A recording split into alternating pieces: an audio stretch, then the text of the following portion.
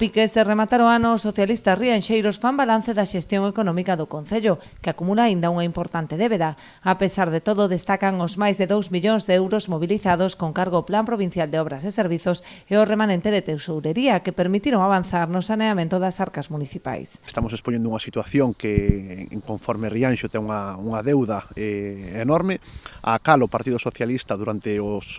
último ano fixo a súa aportación permitindo que se aportaran fondos a esa deuda a través do posto adicional, a través do remanente de tesourería de 2022 e a través do remanente de tesourería de 2023, co cual nos estamos implicados nesa mellora e no saldo da deuda que ten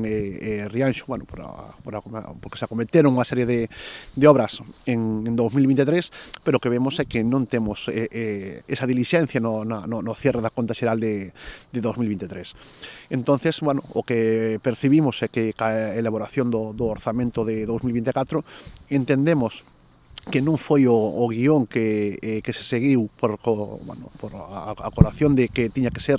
a base esa conta de 2023 e vemos que se está suplementando un orzamento en 2024 xa con 450.000 euros. O que nos indica é que algo está pasando na conta 2023, por eso non se está presentando. Por estas razóns, instan ao Executivo a presentar a conta xeral para coñecer o estado das arcas municipais, cumprindo así co principio de transparencia na xestión dos fondos públicos. E o que queremos é fiscalizar un poquinho cal é esa labor que executou o goberno de Julián Bustelo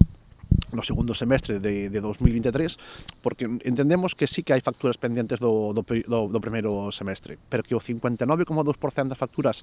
que tuvemos opción de ver agora ca aprobación dese crédito extraordinario pertencen ao goberno de Julián Bustelo, co cual non nos dá esa tranquilidade para poder falar de rigor orzamentario, de rigor na xestión económica, e nos invita un pouquiño a ter esa incertidumbre sobre como se está desenvolvendo